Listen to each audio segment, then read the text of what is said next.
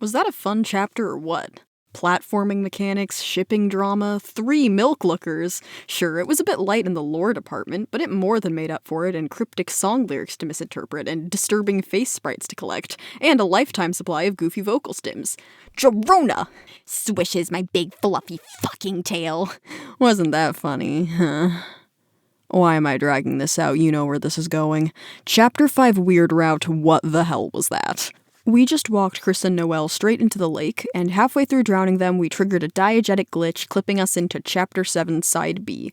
Okay, sure, what does that even mean? Was this a murder-suicide? Or no, we just wrong-warped these teenagers into the capital D depths? Does this mean the depths are literal? Is this that toilet theory everyone's talking about?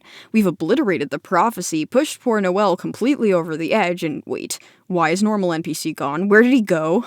Let's cut right to the chase. This video is a close reading and explication of Chapter 5's Weird Route. We'll go through it on a literal level first, hunting for the juiciest bits of dialogue and trawling up any soft reveals or implications, then we'll zoom out and talk themes. My goal with this video isn't to prove any one specific theory, more so to lay out what I believe are the strongest thematic takeaways from the content we already have. Given the Weird Route skips Chapter 6, this is going to be it in terms of Snowgrave content for quite some time. We'll potentially have years to incorporate this route into literally every theory imaginable, and I see most of y'all have already started on that. But for now, with the chapter only a month or so old, I think it's worth it to just zoom in close and take stock. For the very first time, we actually know what this unadvertised, barely discoverable tangent in Deltarune's narrative is culminating in. It's a canonical glitch in the reality of Deltarune, allowing you to cut out of bounds and exploit the rules of your influence over the characters. It shatters both the in-universe prophecy and out-of-universe narrative structure. It could be our one chance to achieve that fated alternate ending of Deltarune, just as much as it could be us dragging Noelle into our futile struggle against the tides of fate. Before we walk ourselves directly into the deep end, a few disclaimers. Unfortunately, I am not going to be covering the pre-chapter How Long Did It Take Her to Smile ARGs. This video is going to be long enough as is, and answers to where will it take place seem to mostly be foreshadowing the Chapter 5 we already got. And a quick trigger warning, as is necessary, this video will discuss topics like suicide, mental illness, and self-harm.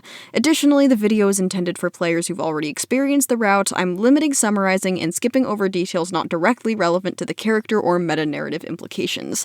Citations for all stated facts are shown on screen. All good. Let's dive right in. The first visual, a single red pixel with Noelle's voice saying thank you, is a repeat of a Weird Route exclusive scene in Chapter 4. While Susie gets the sheet music from Gerson, if you choose to make Kris close their eyes and think about Noelle, this is what will happen. We know that the close your eyes and think ritual sends the soul to a target, so this basically just canonizes the fact that the player has made a supernatural connection to Noelle, even if you didn't do that Chapter 4 scene. And this first segment is, I suppose, what complete, desperate, terrified Kris Defiance looks like. Movement slowed to a crawl, zero flavor text. If you have a stake in the who is the narrator battle, this is your evidence for narration being at least partially sourced from Kris. We now know from the normal route of this chapter that Kris will start dying if their soul is out for too long. After just half a night, they're trembling, discolored, and literally crawling back to us on hands and knees. So the same morning on the Weird Route, all they could do to prolong their freedom was lock themselves up and pray that if they lay motionless for long enough, the soul would never wake up. There are a couple notable non-Noelle and Kris related things at the Weird Route Festival itself. Firstly, Susie still draws the Don't Forget card for Sans, which is that poorly drawn picture of 3 smiling people mentioned to be in Undertale Sans' lab. This sort of canonizes the Weird Route in some way, as in an unaborted Weird Route played by itself as of now would still result in the same events happening in Undertale. Secondly, normal_NPC, who, for the one person unaware, spent the normal festival selling baked onion san in exchange for Undertale-exclusive currency, guarded by its posse of fun value events. That bird that we hate is completely gone. Susie says the stand was empty. Additionally, interacting with the door to the school causes Susie to say that Ralsei was concerned about Kris. Guess he was just worried you slept in? I asked if he wanted me to do anything, and he was like... He just got quiet and shook his head. That doesn't quite give us anything, other than confirming the well-established fact that Ralsei knows something different happens during the weird route. Chapter 3 does indicate Ralsei knows something bad will happen if Kris takes Noelle to the festival on the weird route. If you tell him in TV World that you're taking her, he's shocked and says he thinks that's a bad choice. And if you abort the route in Chapter 5, Ralsei will be very happy to see Kris safe once they get to the Dark World. This doesn't tell us much on its own, it's simply worth mentioning. As you walk through the festival, Susie explains that Noelle was acting strangely the entire day, oddly serene and detached from the activities she was so giddy about on the normal route. She spends the Ferris wheel ride calmly resting her head on Susie's shoulder. She votes for Festival King and Queen, but won't show Susie the paper, though she seemed really excited about her pick. This is strange. We know that she deliberately planned on using Kris to take her to the other side of the lake that night. She'd know she wouldn't see the result of the vote, so there's no reason for her to be excited about a particular pick involving her. Put your ideas for what this means in the comments, I suppose. There's also Noelle and Susie's recounted try at the strength tester. Quote Susie, "When me and Noelle played earlier, she held the hammer with me at the same time. Then we hit it with the wrong end and the bell just kind of flew off somewhere. I asked if, that meant we won, and, she just said it was better than winning." So, starting with the most obvious, Noelle uses a wrong end to finish a game. That phrasing is things took a weird route level bait. Noelle and Susie are using a hammer, a symbol that, by way of Gerson, roughly gestures at finding alternate paths or defying fate in general, but she uses it wrong and physically breaks the game. Susie, our walking personification of the concept of searching for good endings, predictably asks if this means they won the game. But Noelle doesn't care. Breaking it is better than winning. You can contrast this dialogue with what Noelle says in the normal route if she and Kris win the same strength test. She says that her and Kris could never win it as kids, so they must have gotten stronger since. Another RAM-grade pile of buzzwords. On the normal route, Noelle feels that her and Kris have gotten stronger as the phrase is used in the weird route. More independent, assertive, physically capable, etc. And this lets her achieve what she wants, winning the game. Yet, at the same point in the weird route, Noelle specifically does not care about that strength, nor does she care about actually winning the game she's playing. She'd rather just break the whole thing. As Susie is searching for a way to get a happy ending, Noelle is searching for a way to transcend the ending itself. Additionally concerning is this scene that plays when approaching the school. I'll read out the dialogue. "So, Noelle did something kind of funny earlier. I said I didn't have any cash for food, and she took out, a roll of bills, probably hundreds of dollars, and just held it out to me, smiling." Many have pointed out that Noelle's actions here are sickeningly accurate to the behavior of real people planning suicide. A common red flag is a person giving away important belongings. So is a struggling person suddenly acting uncharacteristically calm. You don't need to be a licensed psychologist to find it concerning how Noelle is blithely taking risks, like giving away money and making bold moves towards Susie, as if suddenly deciding she doesn't have to worry about their consequences anymore. These are the sort of out-of-character actions of someone planning to disappear, either in the running away sense or a darker one. As we go into Noelle's monologue itself and dissect what Noelle actually thinks she's doing by walking into the lake, we should keep in mind that the ambiguously suicide-adjacent coding is present throughout the route. Noelle begins the monologue by thinking directly to the soul. Terrifyingly, even after making some metaphysical connection to the player as confirmed by the chapter's first visual, she's still not really aware of the player. Sure, she knows that the Kris she was once friends with is no longer home, that they've changed and stopped being Kris, but she never actually exhibits awareness that there's a whole-ass separate person inside their body. To her, the player is what became of Kris after they found a way to completely transform themselves. Noelle's existing neuroses are clouding her ability to process Kris's actual situation. It may seem like it makes no sense for Noelle to notice that Kris has been replaced with a different entity, but never even consider that entity as a separate being with its own motivations and goals. But Noelle, as we're about to learn, is absolutely desperate to believe there is a way for her to become a new person, for her to stop being herself, and the player has wiggled into the perfect situation to exploit that desire. "Yesterday, when everything happened, every cell in my body was screaming at me that if I stayed by your side any longer, you were going to drag me down with you. Drag me down somewhere nobody is supposed to go. And you know what terrified me the most about that? I think I want that." Noelle describes the numb, detached obedience she's been lost in since Des left as just like Kris's experience under our control. She seems to be describing dissociation. She's already spent the last several years of her life in a hazy fugue, as if someone else is just marching her down a path as she observes from a distance, no player soul needed. The parallel between long-term dissociation and being possessed is right there. I, as well as many fans throughout the years, had been previously attributing this exact complex to Kris, as they're the one on vessel duty. You know, trauma leaving you with a powerlessness so deep that you reach out for the soul's command as a reprieve, such overwhelming self-hatred that you believe the only solution to it is to simply stop being yourself and allow the soul to completely subsume you. But it looks like that exact complex applies to Noelle instead of Kris. Can I maybe get, like, half a point? Since Des left, all I've been doing has just been marching down my path, staying quiet, getting good grades. It feels like I've just been watching myself through glass, watching someone else move me through life. That's why I want to do something crazy. That's why I want to break free. Noelle's speech carries a double meaning. Without any direct knowledge of the fact that she's a video game character, she's already thinking of herself like a powerless NPC, simply due to how intense her state of dissociation is. Therefore, she can acknowledge this out-of-universe fact without truly knowing that this is a computer program. The irony in Noelle's actions here is the same irony invoked with Spamton's pursuit of the soul. They both believe that by being under the soul's control, they can gain some of its power. Of course they do. They experience the plot of this game as their own linear reality where they are equally as real as anyone else. They can't grasp the reason why the soul is so powerful. We are more real than Spamton and Noelle, and therefore we have a power over them that we can never share. Pivoting to the wording of this quote, note that Noelle says December left, not vanished or died, but left, like on purpose. I was really surprised when I first read that line, but looking back I don't know why. Since Chapter 2, one of the first hints we had towards Des being gone is the fact that Noelle kept Googling her full name on the Queen laptop, as if Noelle was hoping she would find, like, Des's monster Facebook profile or her name on a set list at a big city rock concert, that Des would just be out there and simply not in contact. Noelle seems to believe Des simply ran away from home. We'll revisit this. Also note Noelle describing watching herself through glass. Glass is used as a symbol for the prophecy as shown in the Chapter 4 prophecy panels, and it follows it also symbolizes fate. Noelle's life is dictated by fate, the symbols track.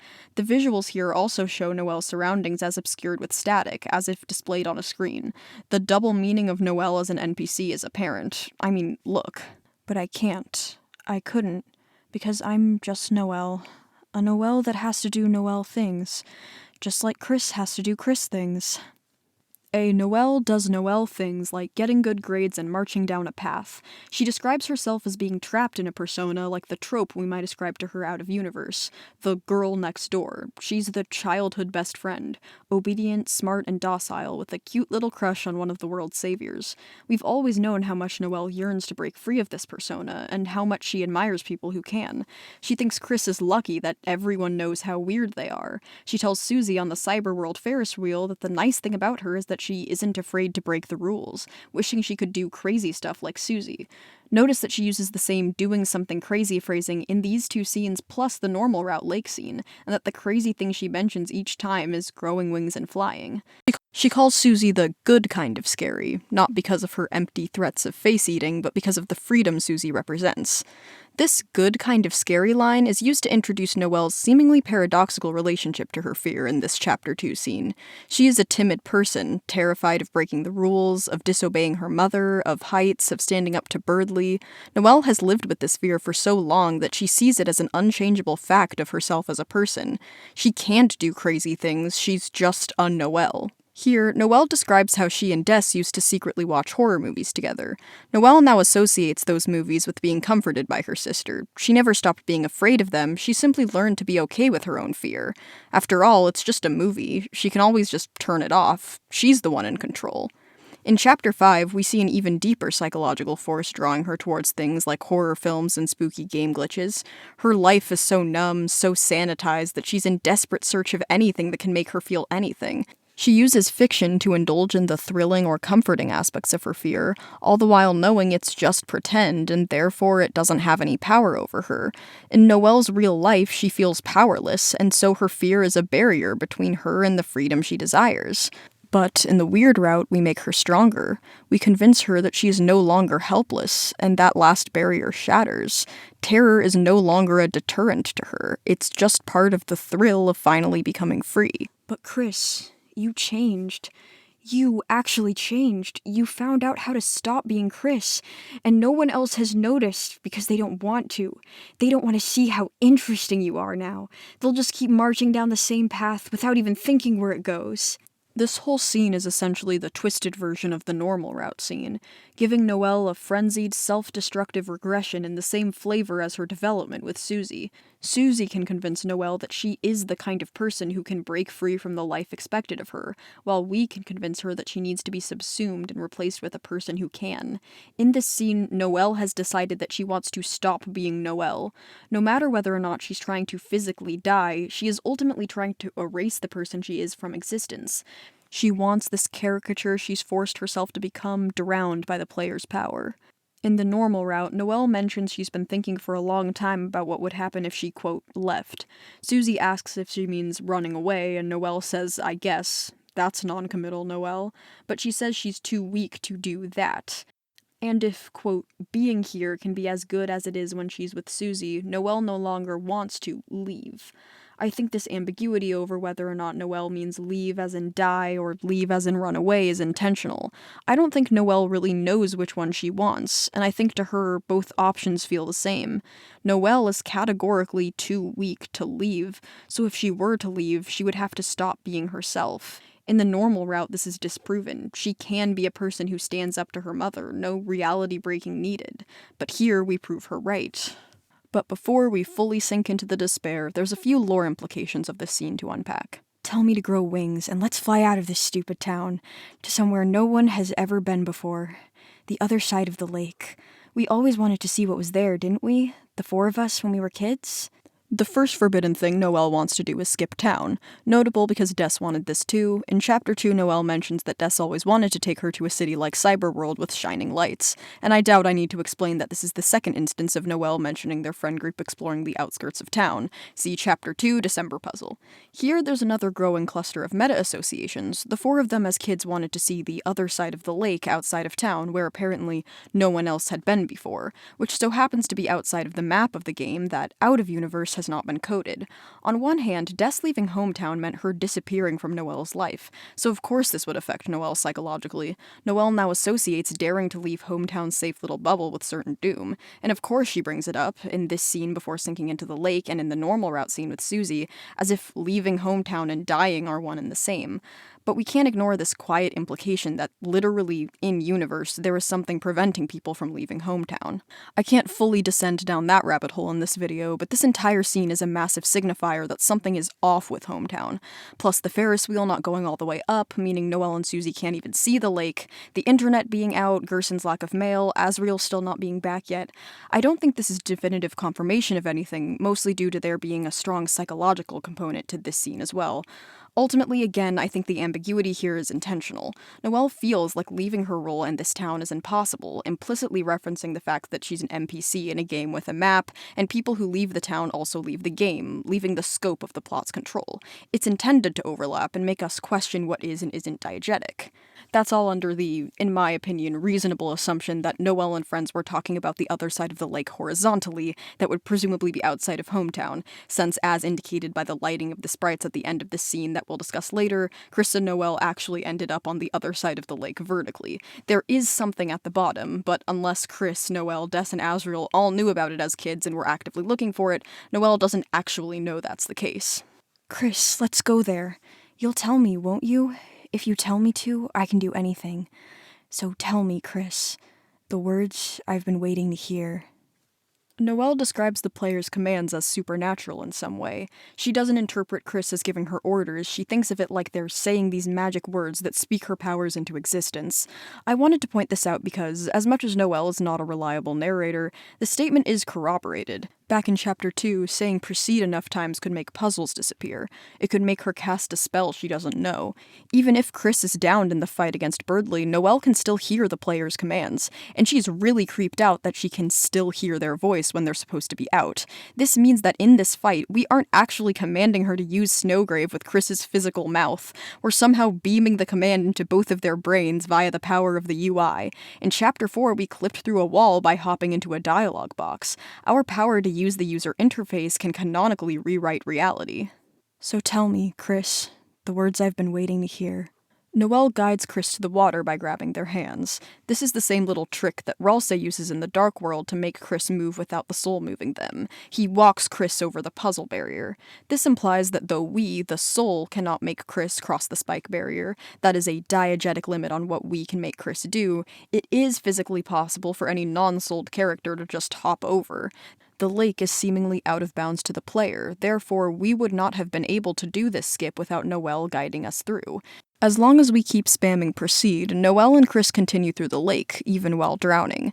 This absolutely confirms the earlier implication that, though the soul is constrained in its power by the limits of the menu, it is not constrained by the limits of the physical reality that it is controlling. NPCs like Noelle are constrained by the limits of their reality, but can disregard all limits of our system. This scene is coming right off the reveal in regular Chapter 5 that menus are diegetic, and Darkners can know about the existence of the battle UI. It's clearer now than ever that we, the player, are diegetically using some kind of system to access the world of Deltarune. Back in the Chapter 2 days, the great prophet Molly Stars needed 10 hours to prove this. Now it's much easier.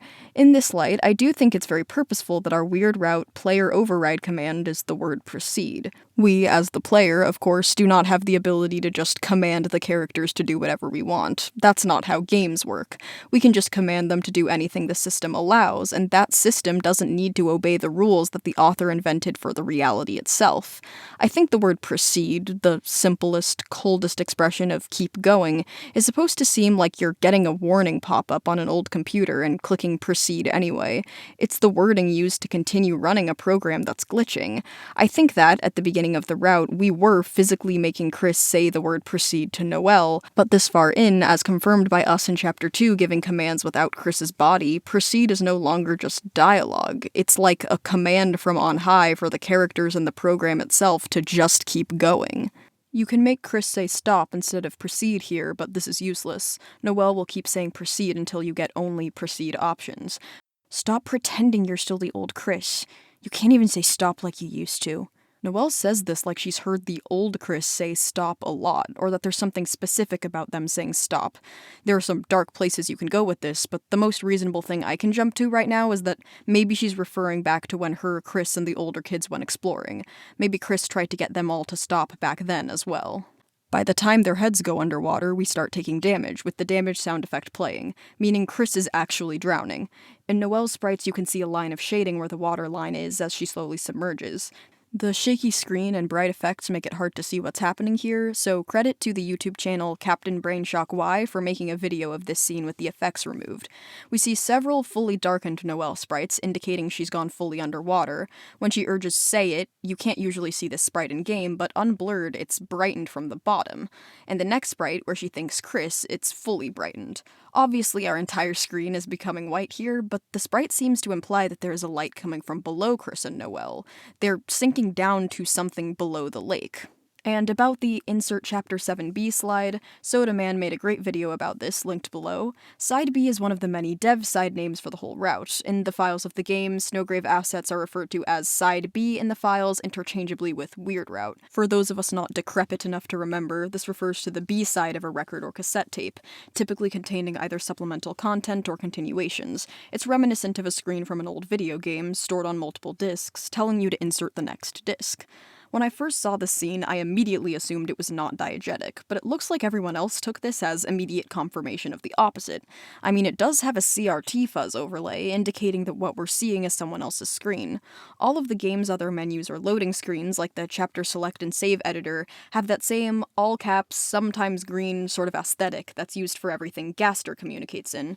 But this message looks different. It's even in a slightly different font than the save file editor and main menus. It's clearly not meant to be part of the the Gaster OS. That's why I assumed at the moment that I wasn't looking at anything device theory-esque. But given the consensus is in the opposite direction, I'm willing to concede that I'm just wrong. We do seem to be looking at someone else's screen. Really the only option is that this is like live footage of us glitching Gaster's UI and giving him error messages. Overall, this does show that we found a way to skip the events of Chapter 6, implying that Chapter 6 will end in a sort of similar place. There is room for interpretation here. You can interpret this as treating the route like a diegetic speedrun strat where we figured out how to access the final area early and are skipping right to the end of the story. If you go with that interpretation, then Chapter 6 has to end at the bottom of the lake too. Given current evidence, this is plausible. At the end of the normal route, Flowery mentions something horrible is stirring underneath the town, a darkness beyond your imagination, and that the road ahead of Susie and Kris is draped in shadow. This seemingly confirms that there's some kind of reservoir of primordial darkness underneath the town, fitting with the imagery of characters creating dark fountains by stabbing the earth and letting darkness bubble up. I don't think I need to explain to you guys that darkness is associated with deep water, from dark fountains to the depth texture used in the Goner Maker to now the song at the bottom of the lake. So the most straightforward conclusion you can make about where they went is that they have floated down to the ultra spooky Dark World 2 that all Dark Worlds originate from, and given the depth texture is again used in the Goner Maker, this idea can sort of catch all for any concept that the two were glitched into the in-betweens of realities, or some more meta-adjacent layer. Again, this is all going with the speedrun strat interpretation. If you interpret this route as a genuine out-of-bounds glitch, as in the characters are entering a diegetically uncoded area of the map, or a place meant to be completely inaccessible to normal gameplay, then it's not as straightforward. If you don't select proceeds in time, then nothing changed. Because a Noelle is just a Noelle. You get spit back out onto the same lake scene as the normal route. Noelle decides that she was wrong. The whole cyberworld journey was just a dream.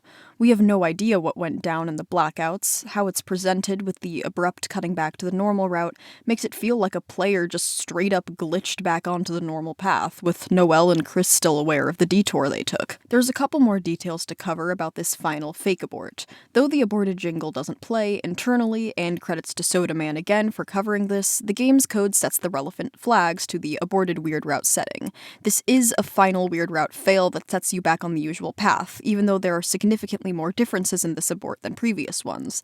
I've seen multiple people getting this ending without realizing that the route aborted and thinking that was just how it ended. It's very interesting that the game itself does not give you the normal hints that you've done something wrong. Once getting to the Dark World on an aborted weird route, Kris gains the title of Shattered Rose. Description: only one knows the rose's meaning.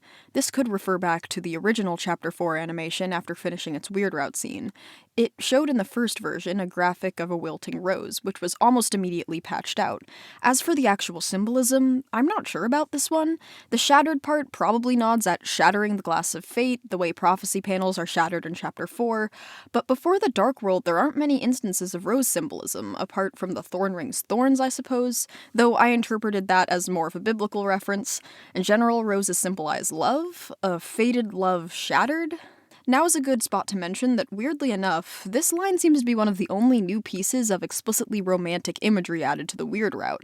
Back in Chapter 2, we had the player give Noelle rings to become more powerful, and in Chapter 4, Kris forced the thorn ring back on Noelle's finger as a symbol of the soul's control. Noelle was supposed to go on a festival date with Kris instead of Susie on this route, yet come Chapter 5, she still does the entire date with Susie. She's in fact even more romantically forward with Susie than normal, resting her head on Susie's shoulder in the Ferris wheel and doing all festival activities with her alone. This route is not Noelle getting with Kris instead of Susie. We're past the point of insignificant human experiences like dating on this route. Further along on the route, one of the other dialogue changes occurs during the Susie hot spring scene in the castle. Susie mentions on either route that she used to think Noelle and Kris were a couple, but now knows they clearly aren't. On the weird route, she continues, "So why does she have to talk to you alone? Why can't either of you tell me what it's about? Why was she excited and you were... But that's not all, right? Why was your hair all wet? Why do both of you seem so far away after? I don't get any of it." On the weird route, Susie still initially assumes that the tension between the soul and Noelle is part of some existing situationship, but then says that isn't all right and describes how distressed the two were after nearly drowning. Susie knows that whatever happened between the two is different and much more disturbing than romance gone wrong. To me, while there is undoubtedly romantic coding between Noelle and the player in the early chapters, I believe the Snowgrave route is moving on from this idea of us forcing Noelle into a romantic relationship with us or with Kris. You can definitely do a reading of this route with this in mind and explore the angle of heteronormativity involved in forcing two queer teenagers to get metaphorically married. But in this video, I'm going to shelf that reading as it doesn't seem like the angle Fox is prioritizing at this specific time. And speaking of aborting the weird route, one last change comes if you aborted the weird route at the last moment in Chapter 4. If you ask Noelle to ride the Ferris wheel, she'll say, "You're not making me do anything. You hear that?" However, there's an entire unused conversation for this circumstance. In it, she talks about how happy she was that Cyberworld was a dream, but are you sure it was all a dream? I'm not saying I want to believe it. That would be terrible. But if there was some piece, just some little piece, if some piece of that power we had was real, wouldn't it be amazing? Kris turns away and they're interrupted. The two versions of the dialogue have slightly different implications. In the used version, Noelle is disturbed by the idea of Kris making her do things. She remembers what happens in Cyberworld as her being pushed around by Kris. In the unused version, Noelle refers to the power, quote, we had. The weird route didn't make her feel forced, it made her feel like they were both becoming strong together. The feeling that draws Noelle into the weird route is this feeling of control, and if she correctly recognizes that she isn't actually the one in power, she'll back out. And there's one little element of the route that I saved for last, given there's a genuinely insane amount to say about it. The fucking bread? To recap, at the festival's ice cream stand, Sans gives Kris some bread for an ice cream sandwich. According to its description, it leaves crumbs wherever it goes. You can't do anything with it, and if you abort the route and return to the main route, it disappears from your inventory. There is so much here. Breadcrumbs have an obvious symbolic meaning, leaving a trail or some kind of trace of your movement another person could follow. To me, this says that Kris and Noelle's disappearance here is going to leave a mark on Hometown. A very small one, but one that can be traced, probably by Sans. There are plenty of nods at the symbol throughout the chapter, like if Kris tries to use the toast in front of Toriel in the normal route, she'll say that they're making crumbs. If you give Asgore the honey toast, he'll tell Kris, "Remember how you two used to eat bread? Fold it into quarters, take a couple bites, and see? It's kind of like a snowflake." "Too many crumbs," your mother said. But crumbs can come in handy too, can't they, Kris? This is a really random thing to bring up, so it just has to be relevant, right? Oddly, I do think it fits in with the wider symbolism of the crumbs. On one level, there's a simple double meaning. Asgore is a conspiracy theorist at the expense of everything he loves. Of course, he sees the value in a trail of crumbs, and of course Toriel does not. It's not a stretch to say that the real trail of crumbs he is following in this chapter, the information about dark fountains, was left in part by card-carrying bunker associate Kris. Asgore literally thinks that Kris's breadcrumbs are handy, but there's an even deeper level to which these lines are relevant. Kris and Asriel are doing a simple thing in a weird roundabout way. They're trying to bite bread into snowflakes. Snowflakes obviously evoking doing the Snowgrave run, and they make a mess. Making snowflakes, i.e. Snowgrave, leaves breadcrumbs, i.e. a trace. Toriel sees this as Kris and Asriel making a mess for no reason, but Asgore says that it can be worth it to do something in the wrong way, the way that leaves a seemingly useless mess behind. Obviously, I don't think the game is aligning Asgore with the weird route. I actually think this could potentially tie him to the idea of game breaking. This dialogue and Noelle's breaking the strength tester both use language associated with this route to describe doing a thing, either hitting the tester or eating bread, in a way that isn't right and that confuses others, and both characters pointedly see the value in this wrong way being more useful, even though neither actually get a better result. And bafflingly, that is not all there is to say about this goddamn bread. We can't forget the golden rule of Undertale and Deltarune analysis. If you can't figure out a certain line, it's probably just an Earthbound reference. First, a quick shout out to Portal Bump and their video How a Mother 1 Glitch Explains Chapter 5's Weird Route. They seem to be one of the first to draw this connection, and their video is the way I found out about it, so full credit to Portal Bump for making this discovery. There's a glitch in Mother 1 with an item called breadcrumbs. Normally, a party member using bread will turn it into crumbs and the game saves their location. Using the crumbs later teleports the party to that location. If you never use breadcrumbs until acquiring temporary party member Pippi, have her start a trail and then get her crumbs back after she leaves the party, trying to use these crumbs again will confuse the game.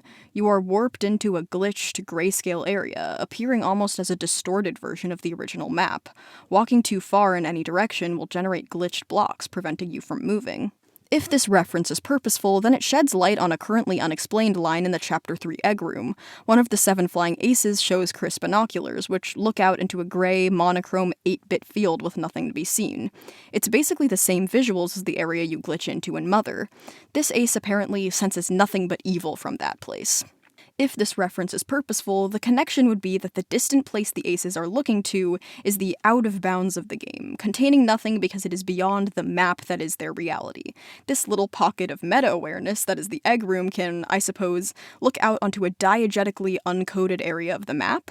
And this area is the one you can reach by gaining that Mother 1 bread and crossing the lake. This would imply that, slightly diverging from the aforementioned diegetic speedrun strat idea, it is actually possible to access a new area via the weird route, albeit probably some fucked up goner dimension. I brought up this glitch not just to use it for theory fuel, but to help illustrate what the weird route being a canonical glitch could actually mean. This route follows the template of the real Mother 1 glitch so closely that Mother can clearly show us the type of real glitch Toby made this route to emulate. Both happen in a very small window of time where a character temporarily joins your party. You use this oversight of a new character suddenly becoming controllable for only a little while to find a loophole in the rules of the game, which sends you to an area you aren't supposed to access. Both are discovered by performing a perfectly legal and standard set of actions that are simply so specific that they are unaccounted for by the game's code. All that being said, I don't think we can attribute the game breaking we do here to the bread itself, as we've been fucking with reality for practically the entire run. Therefore, I think Sans is excused from suspicion. This time. What does it mean that Sans is the one to give the bread? Aside from another addition to the pile of connections between Sans and fucking with the game, I'm not sure if we have anything direct. That's it for specific details I wanted to point out. Before we get to the broader scale conclusions, this is your cue to take a break. Do a stretch. Save whatever document you're working on. Alright, we're back. After laying out all this information, the biggest looming question seems to be where the goddamn hell we took these kids. The answer to this question will rely heavily on both the lore implications and growing thematic undertones. I hope at this point it's been made abundantly clear that the weird route is meant to simulate you canonically glitching the diegetic user interface that we use to control Deltarune's narrative. But getting any more specific than that is where things start getting ambiguous. For one, we know that we've broken the prophecy. The regular Chapter 5 revolves around Flowery's defeat being prophesized, and Flowery doesn't even turn into a Darkener in this timeline. Additionally, Ralsei pointedly mentioned in the Chapter 4 weird route that he's worried if the prophecy breaks, it'll just lead to an even worse outcome, clearly indicating that this is said worse outcome. I don't want to derail this segment too hard, but the route in this chapter just adds a ton more to the pile of evidence connecting the idea of breaking the prophecy in Deltarune's literal narrative with breaking the game mechanics in its meta-narrative, i.e. Flowery wants to break the prophecy and he's constantly fucking with the menus, Ralsei thinks the prophecy and the game's mechanics are rigid and unchangeable, Flowery's fake stats and meta tricks are ultimately powerless against the threat of the night and the prophecy coming to fruition, because as much as he is able to superficially flout the rules of the reality he lives in, those rules mean he is ultimately subject to forces completely beyond his control. The big problem to the Fun Gang of whether or not it is possible for them to avoid the final tragedy is perfectly reflected in the out-of-game ambiguity about whether or not Deltarune will have more than one ending, and the player genuinely not knowing if their choices can influence the ending of the story. Noelle believes that her choices don't matter unless she goes to the highest extreme and breaks her own reality. Just like currently, our only way to stop marching down our own path without even knowing where it goes is to do this fucked up route. Included in that looming, oppressive specter of the prophecy of a world structured so rigidly that decisions are pointless is the fact that Deltarune the program is governed by hard-coded mechanics that don't give us absolute control over its narrative.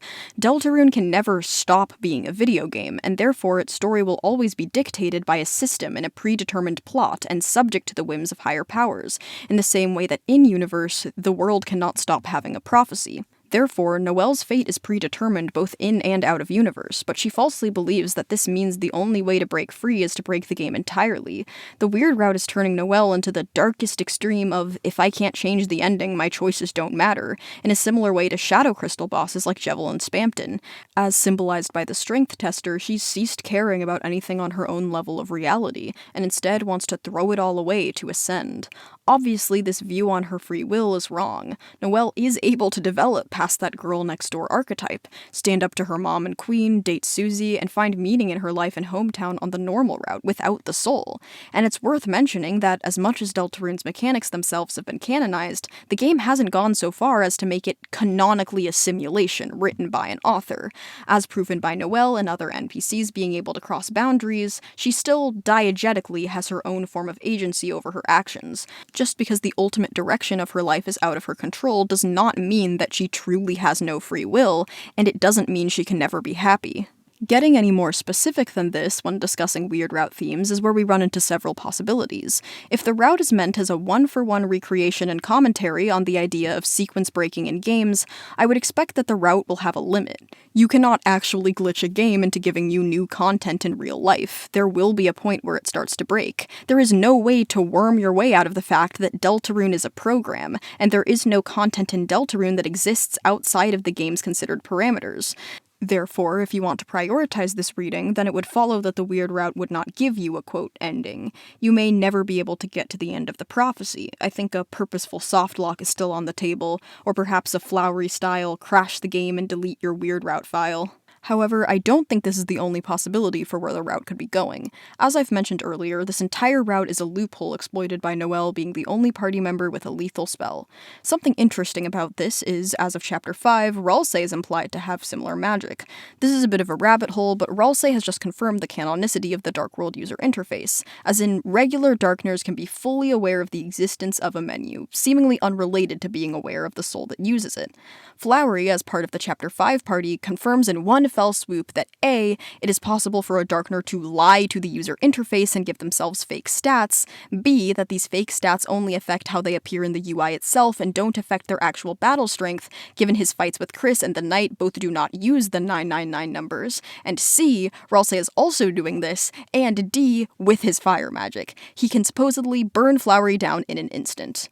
Given Ralsei's nudges towards pacifism and belief as expressed in Chapter 4 that being kind to Darkners may avoid the hero's terrible fate, it isn't hard to figure out why Ralsei would fudge his numbers down. He doesn't want deadly fire spells in the player's menu. He's the reason there's no Deltarune Firegrave route. This information is interesting in terms of the actual weird route, because it implies that Noelle doesn't just happen to be the only party member with this type of offensive magic. Offensive magic is the norm that Ralsei and Susie are blocking us from.